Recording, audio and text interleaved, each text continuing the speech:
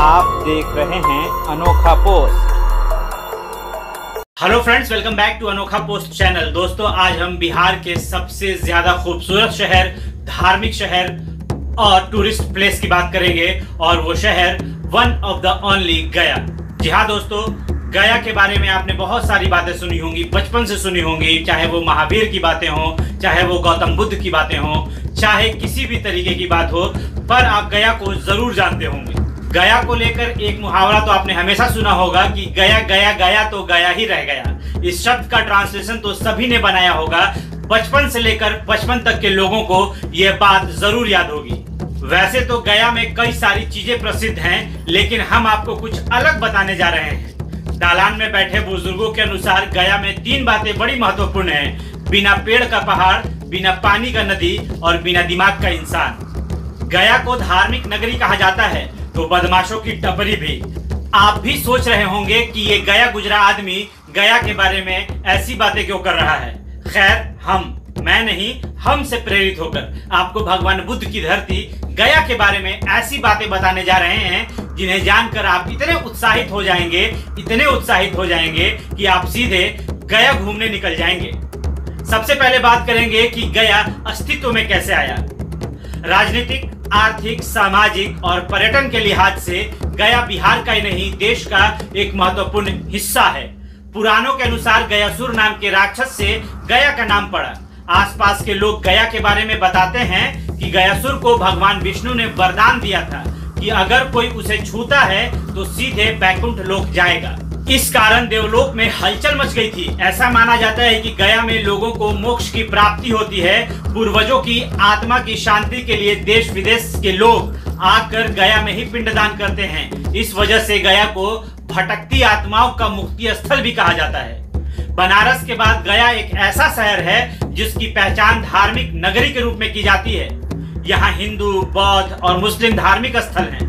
विश्वविख्यात बोध गया किसी पहचान का मोहताज तो नहीं है। शहर से 17 किलोमीटर दूर बोध गया स्थित है, जहां भगवान बुद्ध को ज्ञान की प्राप्ति हुई थी। देखा जाए तो दुनिया भर के बौद्ध धर्म के अनुयायियों के लिए यह एक पवित्र शहर है।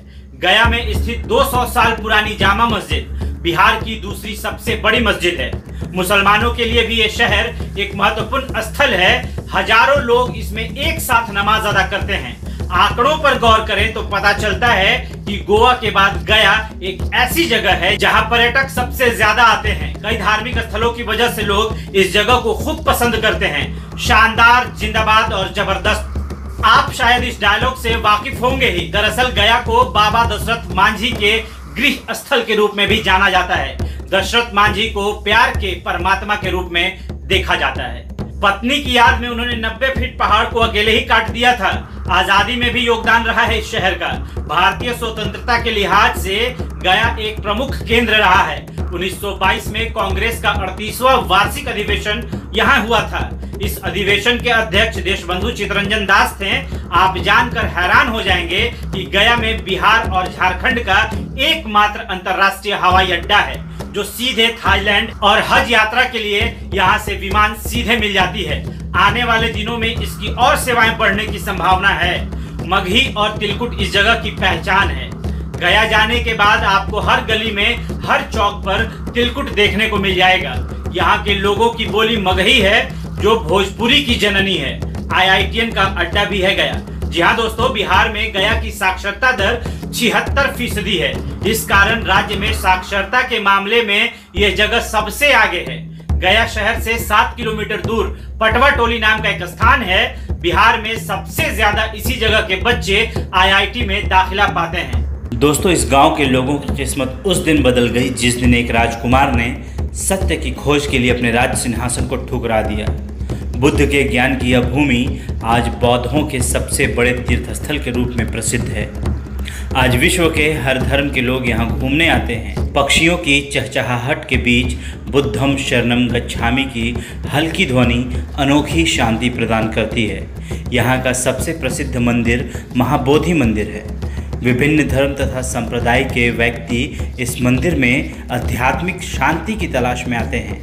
इस मंदिर को यूनेस्को ने 2002 में वर्ल्ड हेरिटेज साइट घोषित किया था। बुद्ध के ज्ञान की प्राप्ति के बाद राजा अशोक बोध गया गए। माना जाता है कि उन्होंने महाबोधि मंदिर का निर्माण कराया। कुछ इतिहासकारों का मानना है कि पहली शताब्दी में इस मंदिर का निर्माण कराया गया या उसकी मरम्मत कराई गई। हिंदुस्तान में बौद्ध धर्म का पतन के साथ साथ इस मंदिर को लोग भूल गए थे और ये मंदिर धूल और मिट्टी में दब चुका था। सर अलेक्जेंडर कनिंघम ने इस मंदिर की मरम्मत कराई। उन्होंने इस जगह की खुदाई की और काफ़ी मरम्मत के बाद बोधगया को अपने पुराने शानदार अवस्था में लाया गया था। बोधगया घूमने के लिए 2 दिन का समय पर्याप्त है। अगर आप एक रात वहाँ रुकते हैं तो 1 दिन का समय भी पर्याप्त है। बोधगया के पास ही एक शहर है गया। यहाँ भी कुछ पवित्र मंदिर हैं जिसे ज़रूर देखना चाहिए। इन दोनों गया को देखने के लिए कम से कम 1 दिन का समय तो देना चाहिए। एक अतिरिक्त 1 दिन नालंदा और राजगीर को देखने के लिए रखना चाहिए। बोधगया घूमने का सबसे बढ़िया समय बुद्ध जयंती यानी अप्रैल मई है, जिसे राजकुमार सिद्धार्थ के जन्म दिवस के रूप में मनाया जाता है। इस समय यहाँ होटलों में कमरा मिलना काफ़ी मुश्किल होता है। इस दौरान महाबोधि मंदिर को हजारों कैंडलों की सहायता से सजाया जाता है।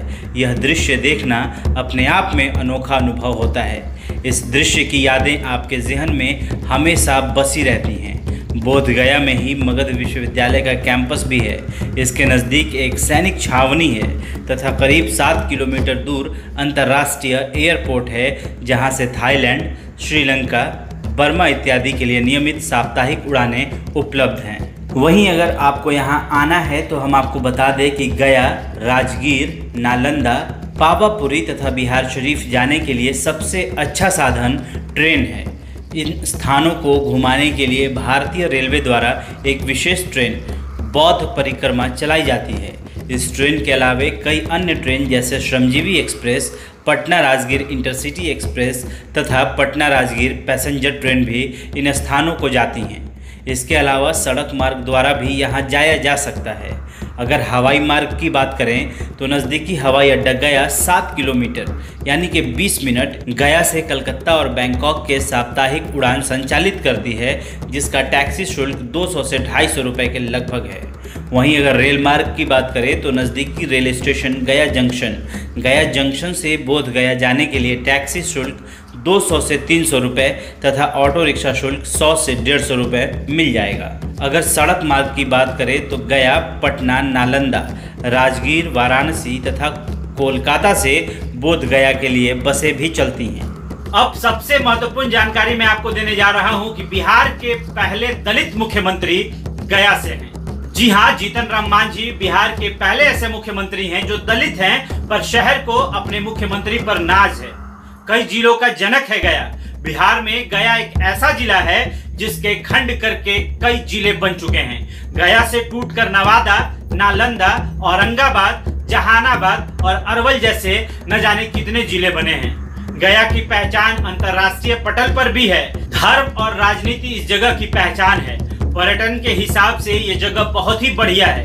अब बात करते हैं बीथो शरीफ की। जी हाँ, शहर से करीब 10 किलोमीटर दूर गया पटना मार्ग पर बीथो शरीफ एक और पवित्र मुस्लिम धार्मिक स्थल है। चिश्ती अशरफी के प्रख्यात सूफी संत हजरत मखदूम सैयद दरवेश अशरफ ने खानकाह अशरफिया के तौर पर इसकी स्थापना की थी। यहाँ हर साल इस्लामी मास शाबान की 10 तारीख को हजरत मखदूम सैयद दरवेश अशरफ का उर्स मनाया जाता है। बालेश्वर नाथ शिव मंदिर की बात कर लेते हैं। गया शहर से 35 किलोमीटर पूर्व में एक गांव है चोवार। यहाँ एक बहुत ही प्राचीन शिव मंदिर है बालेश्वर नाथ।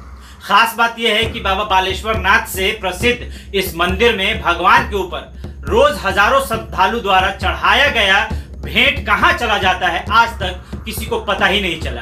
तो वहीं इसी मंदिर के निकट एक ताड़ का पेड़ भी है जिसकी खासियत है कि इसमें 3 डालें हैं और वो शिव के त्रिशूल के आकार की प्रतीत होती हैं। दूर दूर से लोग इस पेड़ को देखने के लिए आते हैं। अब बात करते हैं कोटेश्वर नाथ की। यह भी अति प्राचीन शिव मंदिर है जो मोरहर नदी के किनारे एक गांव में स्थित है। हर साल शिवरात्रि में यहाँ विशाल मेला लगता है।